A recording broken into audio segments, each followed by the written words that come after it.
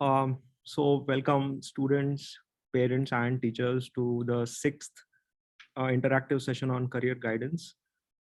Today we are going to learn about apparently the most lucrative and sought after professional path or a career path that a lot of people in this country choose to do and pursue, of course.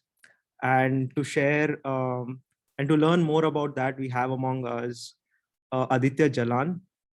So Aditya has done his MBA from IIM Bangalore, and he is an engineer by training again, and he chose an MBA after his bachelor's. I think a couple of years of work experience. And so today we are going to learn a lot about why MBA and uh, and the various aspects of MBA, how to become an MBA and other aspects. So welcome Aditya to this session, and we are really happy to have you. Thanks a lot, Saurabh. Thanks a lot for the introduction. Really feels good for me to be here in front of so many people. I am really happy to see that so many people have joined even on Sunday evening. So when Saurabh told me about this initiative, I was very keen to come and join this because I believe that I have benefited a lot from the right guidance and coaching which I have received at the various stages of the career. So I thought that it's time to sort of give back something. Hopefully I will be able to add some value here, and you will be able to know more about being an MBA. Of course, we are definitely looking forward to it.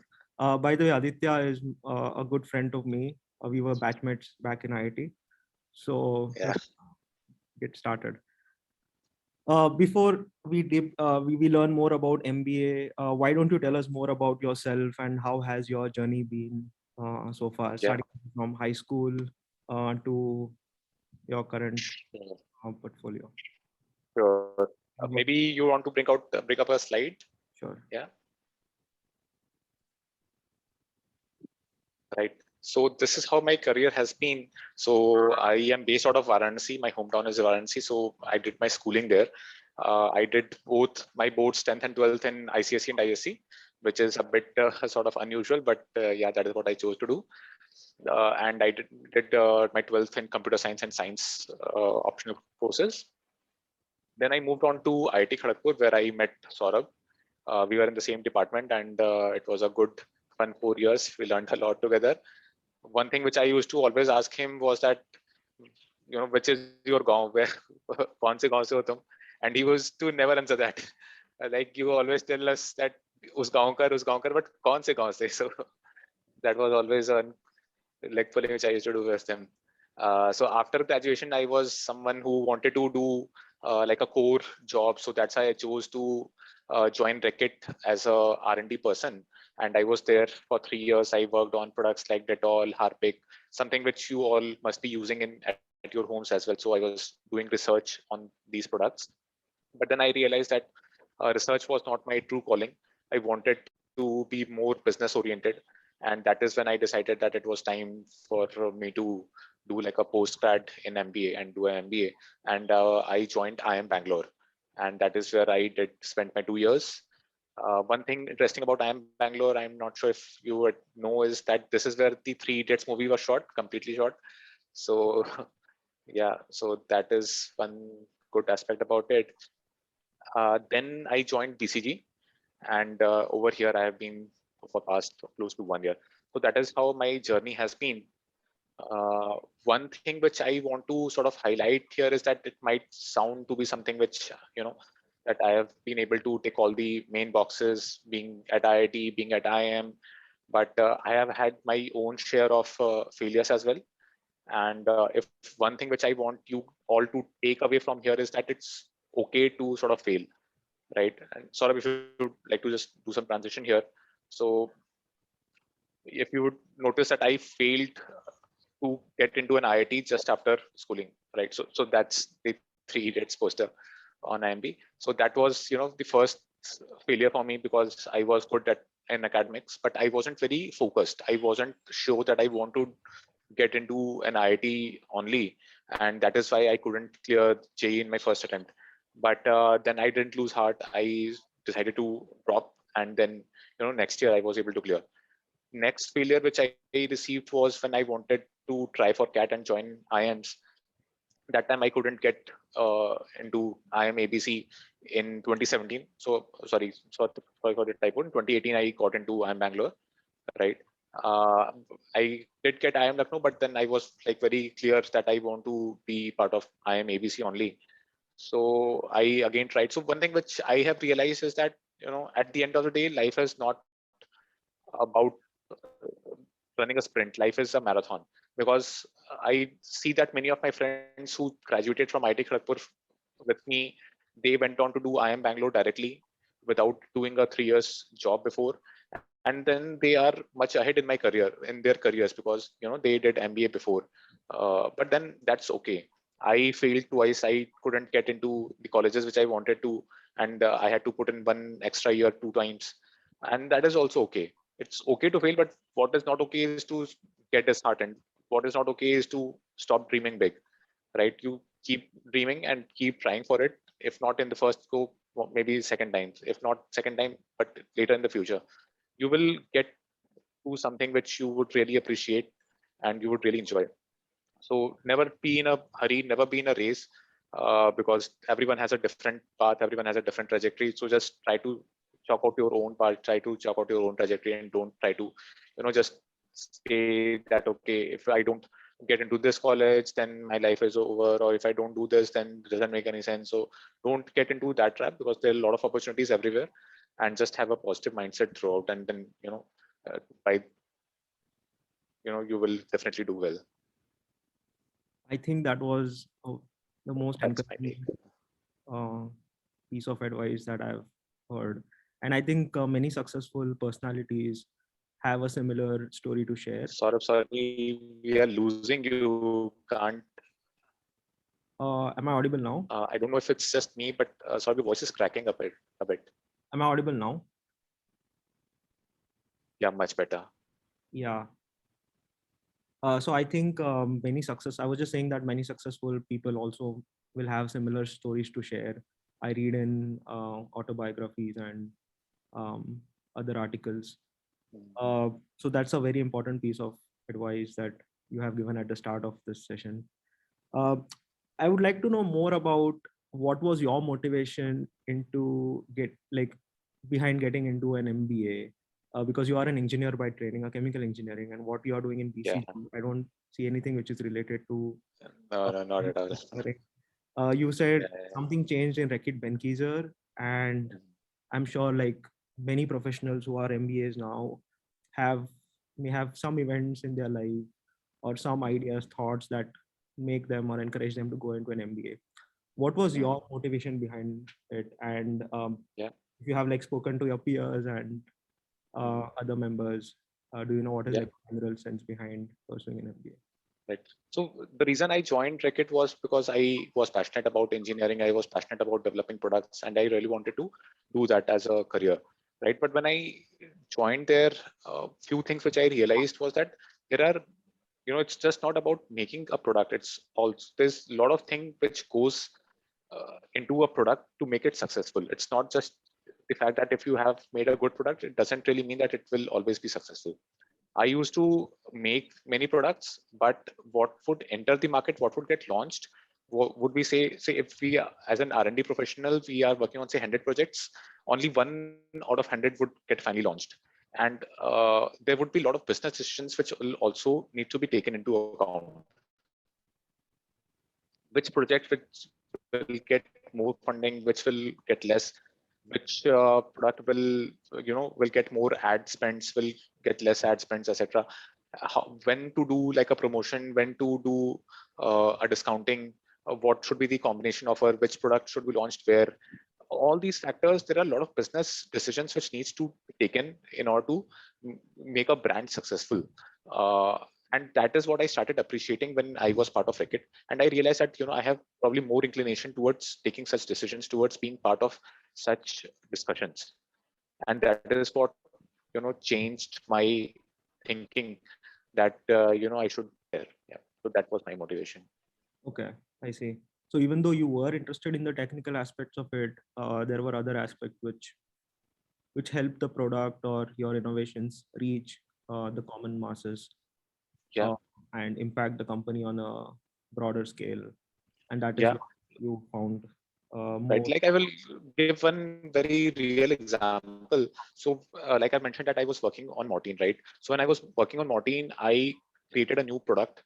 I personally felt that it was a very helpful one, and I try to make it as cheap as possible so that it is very lucrative for the consumer as well.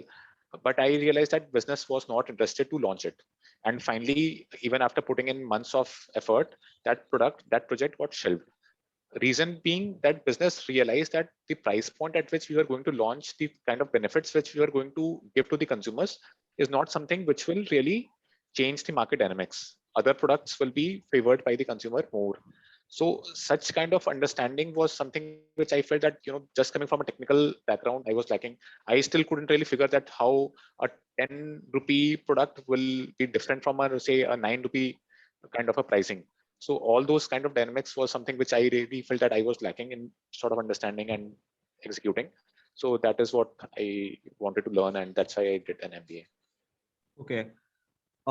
So basically, you spoke about like your motivation in terms of developing a product, reaching it, um, carving out a trajectory for the product to reach from the lab scale to the common masses and like to the market in Mhm, general.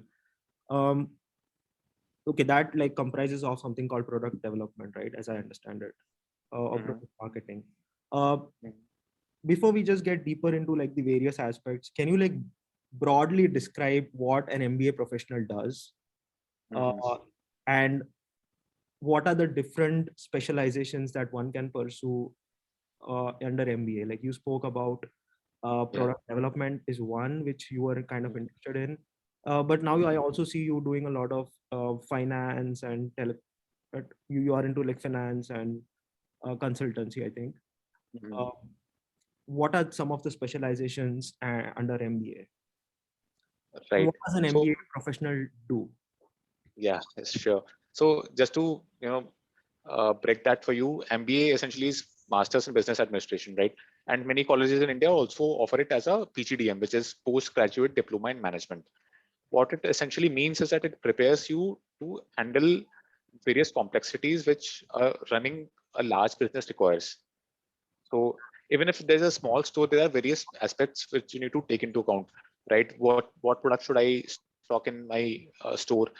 If there are people helping you, if there are some shopkeepers helping you, so how what should be their salary? How should you motivate them so that they work the most optimum way, right? How can you raise money to grow your shop, right? So if you think of it at a very small level, also there are multiple things which you need to take care of so that you can run your small shop also very efficiently.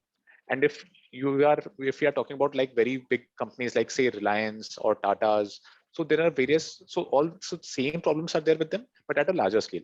So how to handle such problems is what MBA tries to equip you with, and there are various aspects to it, so probably we can move on. Right, so these are 6 different streams which I feel are mainly there. There's no very hard and fast cut here, so that's why I've said that it is non-exhaustive because there are fields like Sorry, Aditya, I think we are analytics losing some connection here. and operations as well. But broadly, the post MBA career paths belong in these 6. Oh, okay. Um, I think the internet is not stable at uh, one of our ends. Can you hear me now?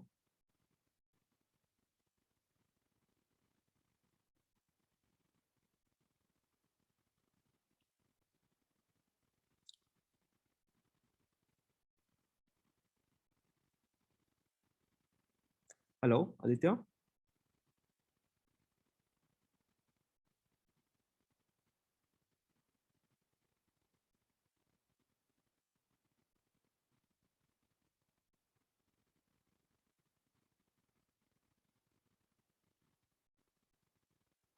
Oh, I think Aditya lost his internet connectivity, so we might want to wait for a couple of minutes before he joins back. Um, I'm sorry about that.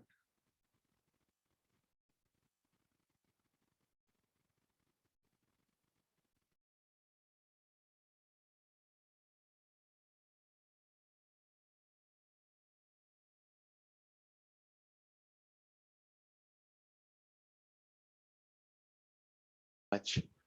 Yes. Yeah. Or maybe you should start Okay. with the different specialization. I think that is where I lost you. Yeah, sure. So broadly, these are the six different specializations which you can pursue in MBA. One thing different from engineering in MBA is that there is no like when you enter MBA, you don't say that okay, you will be like in engineering, you will become either a computer science engineer or you will become a chemical engineer. In MBA, it's more about the courses which you take. So it's much more open because it's a postgraduate course. So things are much more flexible. There are a lot of optional courses which you need to take. So if you take more of strategy say based courses, you tend to go into consulting. If you take more of finance courses, you tend to go into finance. So but there are no like very fixed streams there. But these are broadly six different career paths which people end up with after MBA, right? Now I will very briefly touch upon what all these six functions are about, right? So like what we were talking about, bringing a product to the market. So think of Lux soap. Okay. Now the Lux soap was sort of developed in the factory. Then from there it needs to come to the store. So there is this supply chain thing. Then there is branding. So there was Shah Rukh Khan who used to do its ad before. Then there are various ad campaigns which runs. Then there are sometimes discounts. So all these things are done by the marketing person who is the brand manager of that particular brand. Okay. Then, like if we talk about management consulting, so I'm a management consultant. I am working with BCG. Think of it this way: say if there's a big company like say Tata, they are into manufacturing of salt. Also, they are into manufacturing of cars. Also, so how to decide that which all sectors you want to be in? Tata used to make only trucks before. Then they entered into passenger vehicles also now. They make very good cars also. So they decided to buy JLR, the Jaguar and Land Rover, right? So how to take such decisions? That is what is about strategy. And management consulting is about helping these companies take such decisions and make some strategies. Okay. Finance is slightly tricky. This is think of it this way: like if you have to say study, if you need to buy a car, you take say a loan, right? That's a car loan. Or if you need to buy a home, you take a home loan. But what if you are a company and at a company level you want to buy something and you want to take like thousands of crores of loan, right? Or you want to you have become a big company. Like very recently we saw that Zomato launched their IPO, right? Zomato became big and then they wanted to have their own shares in the stock market.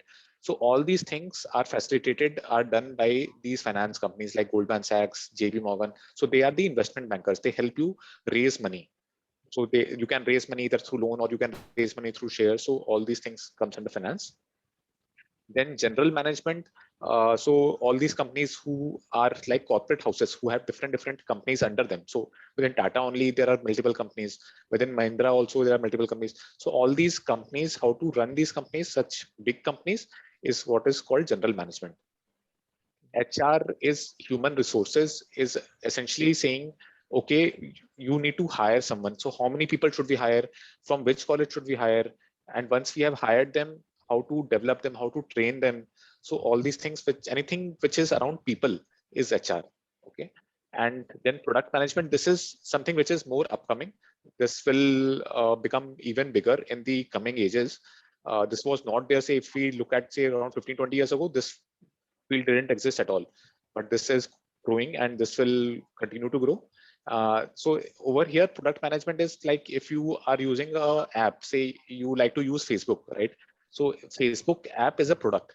Now there are various features in this. You can send messages, you can send friend requests. So all these things So someone needs to sit and decide, right? Okay, this is how the app should look like. These are the features which should be there. So that is done by the product manager. So he won't do the coding. So it's like a code, but he will interact with the coder to say that, okay, these are the features which should be there, and this is how my app should look like. Then the coder will do the coding. The engineer will do the coding, but they will tell you what should be the final product to the customer. So essentially, all the MBA roles are from that perspective only, that how will it look to the final customer, like we talked about Lux soap also, how will it reach to the customer, whereas the engineering or the product development actually is more sort of how to actually develop it in the lab or in the factory. So that's the difference there. Okay. So as I understand, there are no like hard boundaries between, there are hard demarcations between these, like the boundaries are more diffuse. So Yeah, you can have some knowledge of marketing and also like be a major or in depth in finance, right? correct, yeah, that's right. Sure. Uh, when I visualize an MBA professional, I usually, what comes to my mind is a person wearing a blazer and a tie, working in Yeah, corporate office, high-rise buildings. yeah, Is yeah. that true? What is the life of an MBA?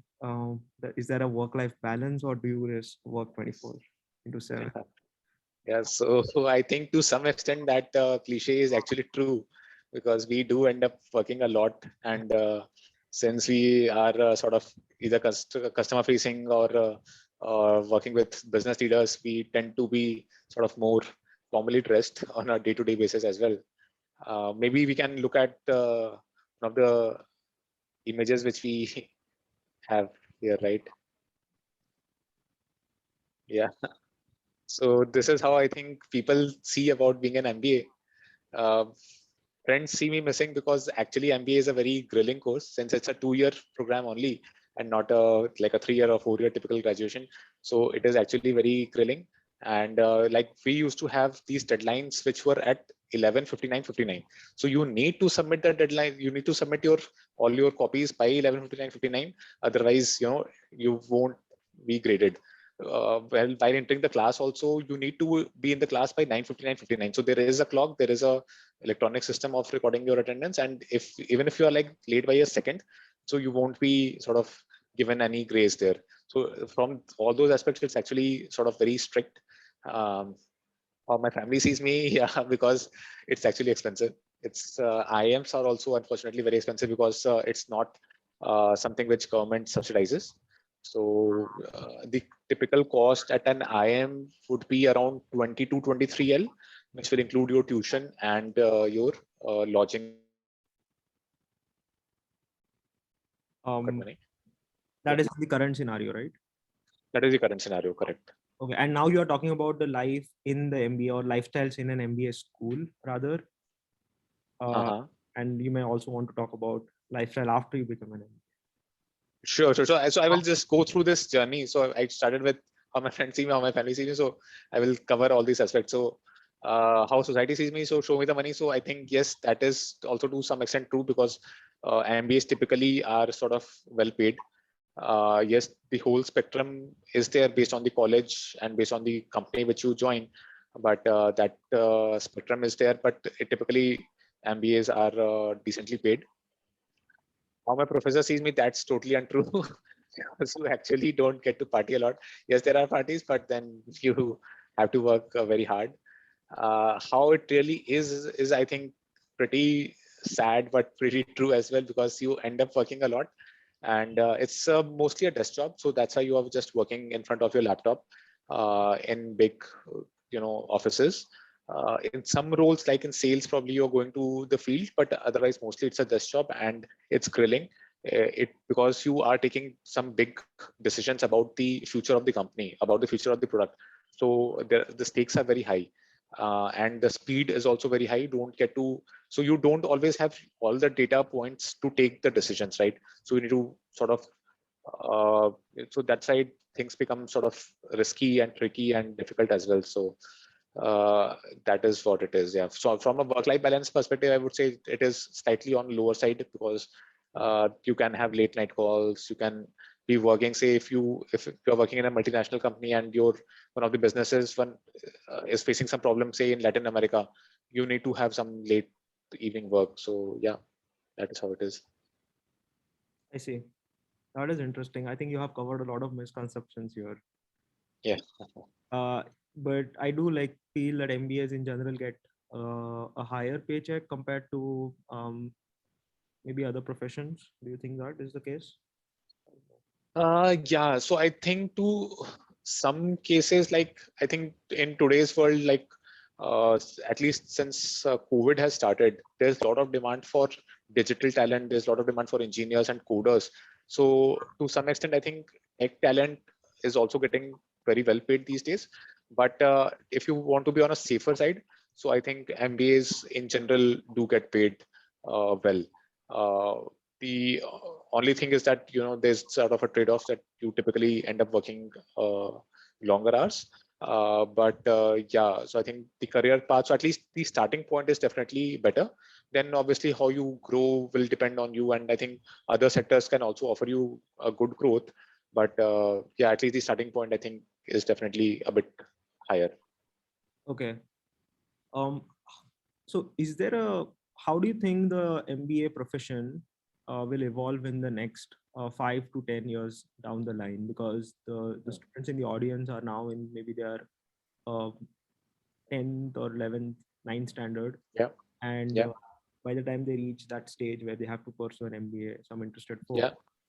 it'd be like 5 to 10 years. How do you think there is a lot of scope for MBAs? Because I think you mentioned in the last slide that product management and product development is something which is picking up. Mhm. What are the other aspects? And do you think Mm.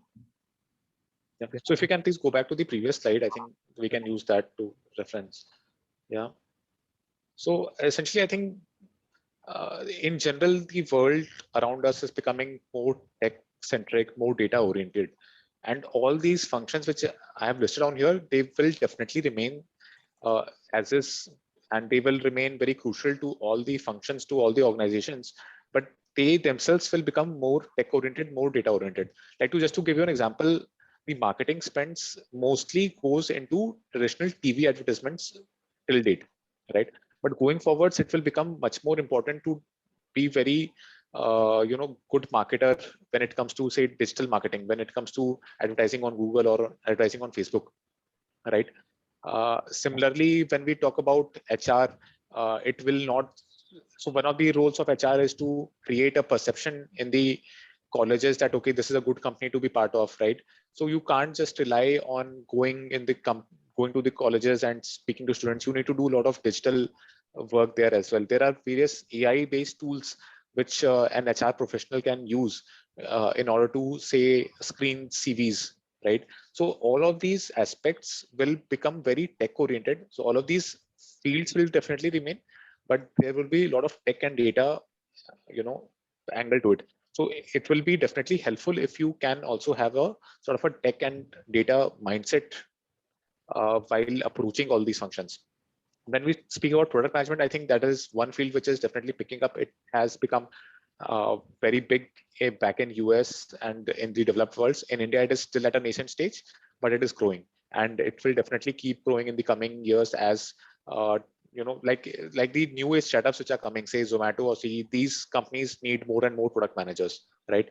And one thing which I would like to call out here is that there are some companies who are okay to have say a non-computer science background product manager, but then there are some companies like Google. They are very particular about it. They want someone who has done coding in past to so coder who goes on to become do an MBA are preferred to become a product manager, or even if not coding but at least some basic understanding of tech and engineering. So I think product management as a field is something which is sort of biased towards having people from engineering background. So engineering plus MBA is something which product managers are preferred for. The other fields are I think is open for all. There is no bias at all, I would say, across the rest of the five divisions, at whether you are coming from an engineering background or whether you're coming from a commerce background or whatever. But yeah, product management is something I think slightly biased towards having an engineering background. okay? That I think brings me to a very important question that even I have in mind. Um, Mhm.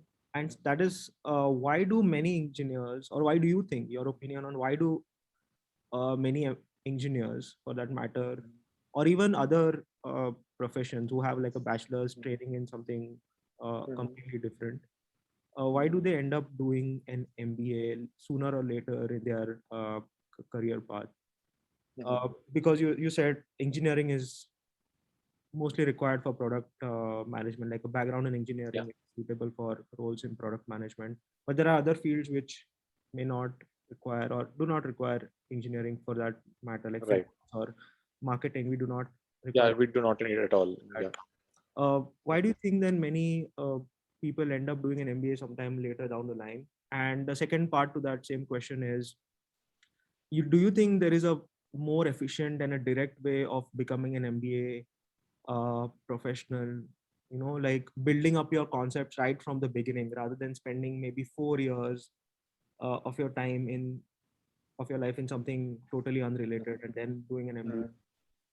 Yeah. There is, like, what's your opinion on that? Yeah, I think many engineers to end up doing an MBA is because MBA does offer you a like a better paycheck and a good career growth, right?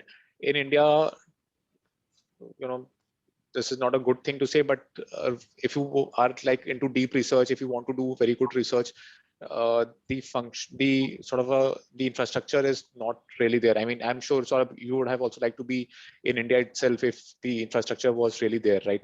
So on a core technical side, we are still lagging a bit. I think on the coding and on the software side, we are doing much better.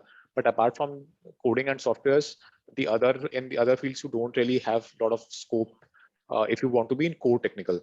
Whereas in if you are a MBA grad, you a lot of fields opens up, and if you want to become a business leader, if you want to really go up the corporate ladder, then MBA definitely helps you. So I think that is one thing which sort of drives people towards MBA. If you are asking that if what will be more efficient way, so I think the most efficient way to become an MBA would be that if you do like a 3-year graduation course, don't do a work, don't have a work experience post your graduation, and straightforward go for an MBA, right? So that once you complete your schooling within 5 years, you have done your completed your MBA. If you are very clear that you want to go in a particular field, say if you want to become an HR, if you want to go into finance or say marketing, if you have that clarity upfront, it's actually the best way to do that. I see. You go ahead and do a BCom or whatever other graduation you feel. Say if you want to do a finance, then BCom would help. If you want to say do a marketing, probably you can try for BBA. So based on whatever eventual field you want to end up in, if you have that clarity, then definitely there's no need for doing an engineering before, and you can straightforward do your graduation in that field and then go ahead and do an MBA. But if you're not very sure, then I think engineering sort of gives you that leverage, because post engineering, if you have done your MBA, almost all the fields are open for you. There is no going to be no restriction at all, right? If you want to say end up becoming a product management manager, so that field will always also be open for you. But otherwise, I don't think there is any need for doing an engineering per se.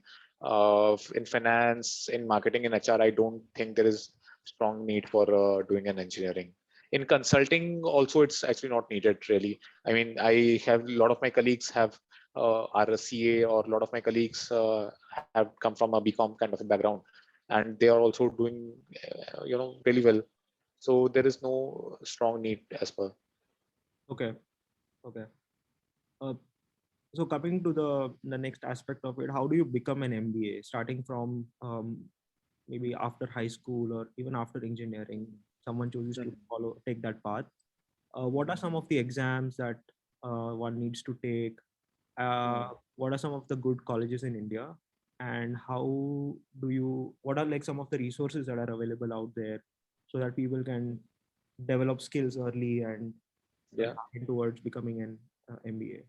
Right. So for MBA, I think the most popular exam is CAT, which is Common Aptitude Test. Then there are college-specific exams, like for Xavier's Institute, we have ZAT. So For CAT, just to clarify, CAT gives you admissions to IIMs, right? And the right, institute. so CAT is not just for the IIMs, but a lot of other private colleges and government colleges also take that as the score. Okay. right? And so instead of having, both the models are there.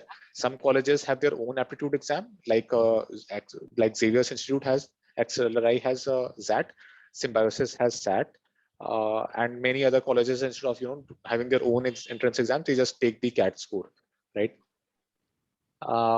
And when we talk about, I think that actually reminds me of one very good aspect. Like we were talking about, is engineering necessary?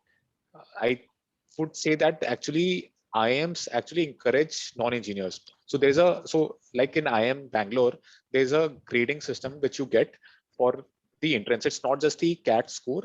There is an interview also which happens.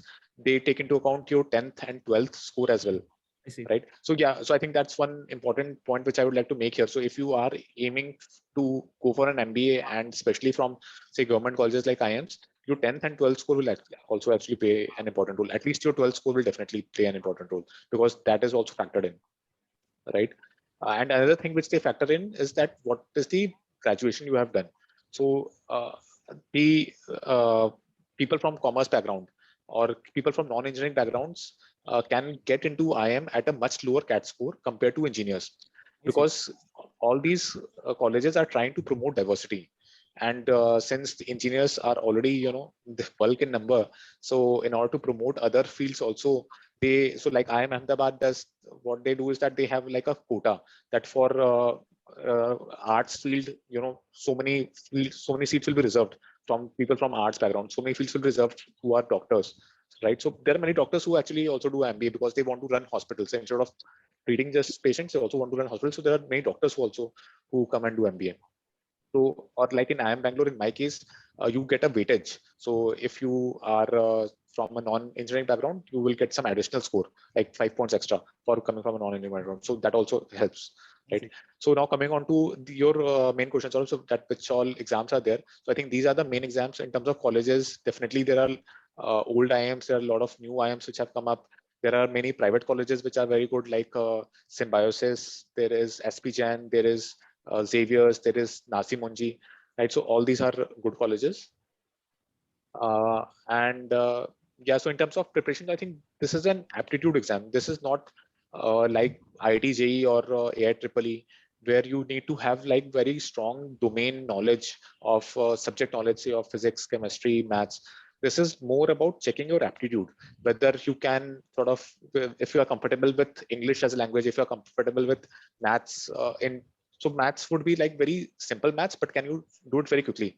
It will be sort of a bit more tricky, but it won't be as complicated as the engineering entrance exams, right? And then they have one subject called DILR. So that is logical reasoning. That was something which is very basic, something very intuitive, but just to see if you have that knowledge or not. Just to give you an example, a logical reasoning question could be like, say, Shyam is father of Ram, and Shyam's son is say Saurabh. So then how are Saurabh and Ram related, right? So that's a very logical question, that okay, Saurabh and Ram are brothers, right? So there is nothing very specific knowledge to gain for all these things. It's just about practice, and it's just checking the aptitude. Interesting. So that is how to approach these exams. Okay. I just want to relate a few things here. At the beginning, you mentioned that when you showed the misconceptions, you said MBAs require, like pursuing an MBA requires a lot of, it takes a lot of expenses, right? MBA Yeah. courses in general are pretty expensive, even though you get maybe paid higher later. Mhm. There is a new trend coming up of online MBAs, right? Where you take up like online courses, and many universities offer you MBA. Do you think Mhm. those are easy compared to in-person attending IIMs and other private colleges? And what do you think is the credibility of these courses? Are they well recognized in corporate world? Because I'm sure Yeah. they'll pick up, and maybe in the future they'll gain a lot of popularity. Mhm. Yeah, so I think at this age, I don't think that the online courses still get a lot of strong value. If you can do an in-person course, I think that will add more value. And it's not just about the medium. See, the whole idea about doing an MBA is to get a sort of diverse set of understanding. Like I said, that in MBA you don't have a very strict segregation that okay, you are a computer engineer, you are a chemical engineer. Over as an MBA graduate, I know fair deal of all these 6 functions. So I am into management consulting, but I do understand marketing also. I do understand HR also. So you need to understand a lot of diversity, and you need to get a lot of good flavor of which other they, which they do not areas. which they do not give in an online MBA course. Yeah. So the challenge comes is that a lot of learning happens through peers, because in MBA people are coming from different backgrounds. It's not like doing a bachelor's where people have just coming from their schools, right? Many people typically do MBA post their work experience. So if you are, say, doing an MBA in marketing, and you might actually find someone who has done R&D work for Unilever, or who has done factory work for P&G.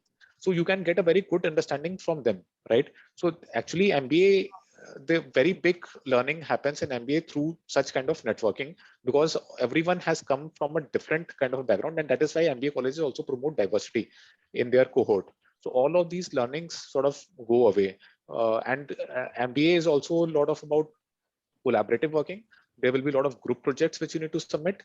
Again, something which is different from the bachelor's degree. All these aspects sort of can't really function well if you are doing an online MBA. So my suggestion would be that if possible, yes, there are various challenges. It's not possible for everyone to do an in-person MBA, but if possible, I think that should be preferred over an online MBA. I see. So, do you think those are easier to do compared to in person? Because I don't think they require any engineering entrance exams, right? Or sorry, they do not require any entrance exam scores or. Mhm. Yeah. From that perspective, I think they should be easier, and completing those courses should also be relatively easier compared to an in-person MBA. It may not be so credible, of course, in the current scenario. Yes, in the terms of learnings and the terms of benefits which you will get out of it, I think that will be on a low side. Okay. So I think many people in the audience may not know in details about all these various aspects or specializations in an MBA, even though you have done a very good job in simplifying them for us. But just like in a general perspective, how does anyone in the audience know that he is a good MBA or suitable MBA candidate, or Yeah, whether are there any traits or inclinations that one can see in himself or herself, and yeah, uh, potentially say that okay, I can be a good MBA graduate? Are there any yeah, interpersonal skills that one needs to have? Of course, it's not a discouragement for those who do not have those skills. Of course, skills can be developed over time, but mm, what are some of the inclinations that can help mm, them decide early on? yeah.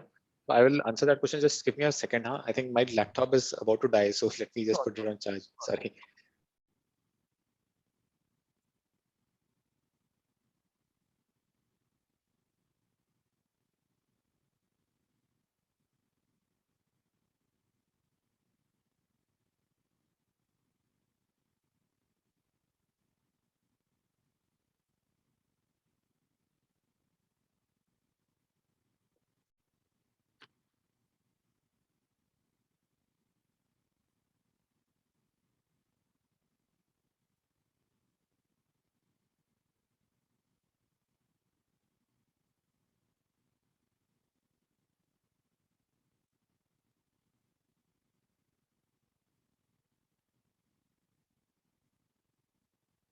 you Yeah, right. So, so in terms of characteristics or in terms of traits, I would say that I think broadly jobs can be categorized into two types. One job is where you are actually doing things, where you are getting your hands dirty, where you are actually building something.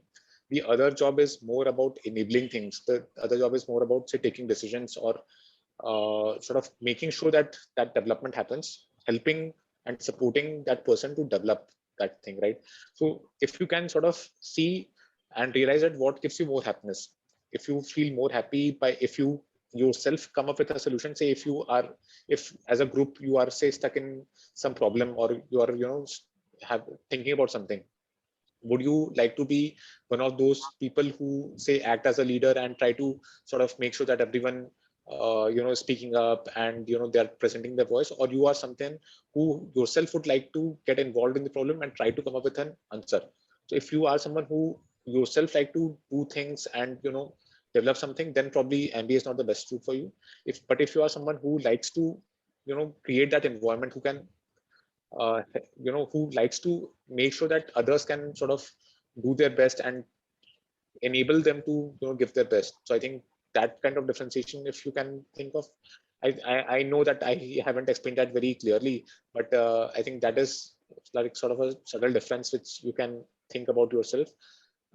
Another thing which you can think of it is that, say, if you guys are going say like there's a group of 5 friends or 6 friends, right?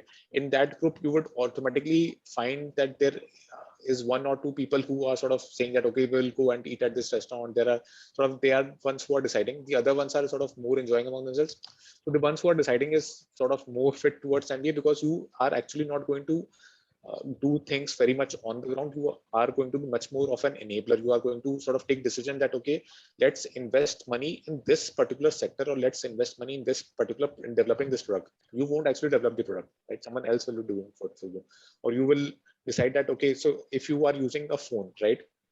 If you think that, okay, why should I price this phone at 9,000 only, why not 8,000, why not 10,000? If these questions bother you more, or if you think that why this phone is available on Flipkart, why not on Amazon, why Amazon is giving more discount, why Amazon is giving like a promotion today and not tomorrow, if these are the kind of questions which you are more interested in, then MBA is for you. If you are more interested in saying that, okay, this phone, what microprocessor is going into it, or what kind of software, how to write that software, if that all things are more interested towards you, then I think you should be looking for an engineering kind of a role, but not an MBA. So I think that kind of differentiation, if you can sort of understand at an early stage, that will definitely help. I think I also couldn't really understand about that myself, and when I did Reckitt Benckiser, when I did the actual technical job, that is when I realized that, okay, no, that is, I am more of a other kind of a person. So I think it takes time for people to understand, but thinking on these lines, and you might realize that, okay, what kind of person you are. Yeah, I think that answers my question to some extent.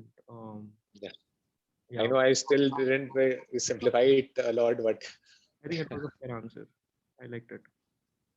Yeah, I think that was great, and we covered most of the aspects. I think if people have more questions, surely we'll open the stage for questions later. But before we conclude and reach there, do you have one final piece of practical advice, which I usually ask all speakers who come on the stage, for the students in general, not only related to an MBA, but in terms of career development and maybe life in general?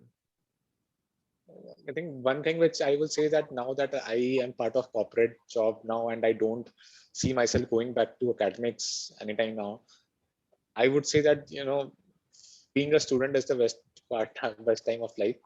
So enjoy it, cherish it, but at the same time, be very clear, be focused, know what you want to achieve, know what you want to uh, gain out of your studies, but at the same time, don't fall in that trap of running just behind, say, just becoming just another cog in the wheel, right? Don't become part of that rat race. Enjoy your moment, enjoy small, start, learn to enjoy small wins, because at the end of the day, life is about having those small wins, and those small wins will actually add up to something big in the long run. And like what I started off with initially, always remember that life is a marathon, not a sprint. You all have 50, 60, 70 years ahead of you.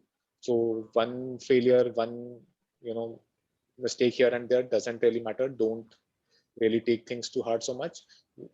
No one comes out of life, uh, you know there's no point of being very serious in this life, because everyone has their own fixed amount of time on this world. So just make the best use of it. Great.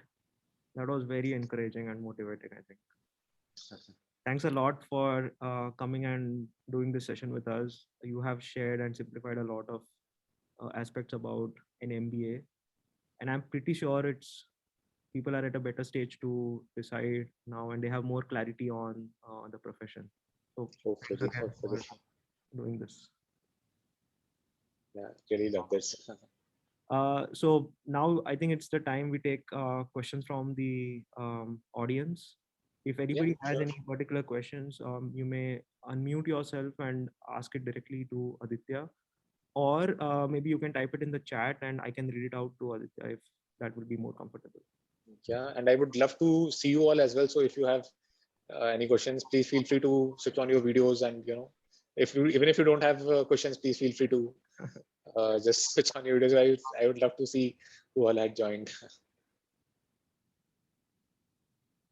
If I think we can wait for a minute or two before, like I think if people are taking some time to type. Yeah, and please do not hesitate at all. Matlab, I was myself in college like 1 year ago, and so don't think from that perspective that I'm someone very senior. Yeah, So just be very free and comfortable. You can ask anything. sure.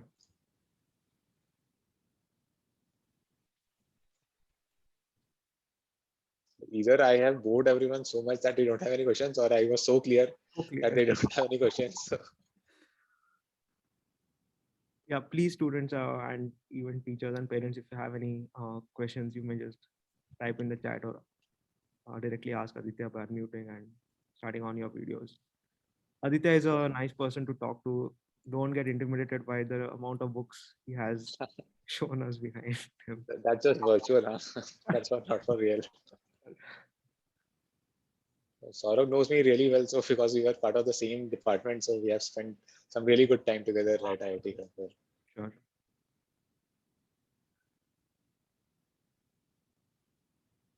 In case you are feeling shy of putting questions on the whole group, you can send it directly to me as well, or to Yeah. Saurabh if you are more comfortable. And if you have any questions later down the line after the session, also you can feel free to email me, and then maybe I can consult Aditya and get back to you.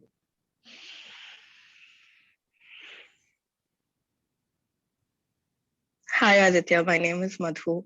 I am not a student or a parent in this talk series, but I've been following the series and I have one question for you. Yeah, sure. So, how was your interview process like post CAT and before you join IIM? You have this interview process, right, where you have to sit in front of a panel and they ask you certain questions. Yeah.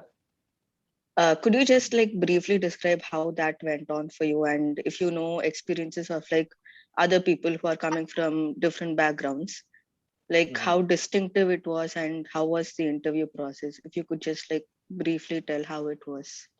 Hmm. Sure. So I gave two interviews, one from IIM Lucknow and one from IIM Bangalore. Okay. And one ISP Hyderabad as well. So three interviews in total. I think one thing which I realized across these three interviews is that they try to see whatever you are talking about yourself, right? So you need to submit a CV. If you are actually, because people do tend to write, quite a bit on their CVs and try to sort of sugarcoat things and try to, write things which might not be exactly true, right? So they try to just use that 30 minutes, 40 minutes, whatever they have with you during the interview to see that, if you are saying that you have done this, do you really sound someone so confident? Do you really sound someone who would have actually done it, right? And they would actually try to grill you by asking you sort of very tangential questions. It can be on the topics which you have mentioned on your CV, or it can be something very different. Like I remember that during IIM Lucknow interview, I was being asked that why don't you want to be a politician? Because you have said that you were part of a future leadership program at Cricket and you want to be a business leader, post MBA. So you seem to be someone who is into leadership. So why not become a political leader? Why do you want to do an MBA? And that whole interview of 40 minutes was just on this question only, me trying to convince him that no, I don't want to become a political leader, I want to become a business leader. So, they will just take any one particular topic and they will try to go into as much depth as they can. I think what they are trying to look for is that can you bring in diversity in the classroom? Will you be confident enough to present your thoughts in the classroom? Because in IIMs and in MBAs, what happens is that there's a lot of weightage given to class participation. Almost 20% or 30% of your scores comes from the class participation. So if you are actually participating in discussions or not. So because MBA is not a very hardcore science, it's more about understanding concepts and applying to business situations.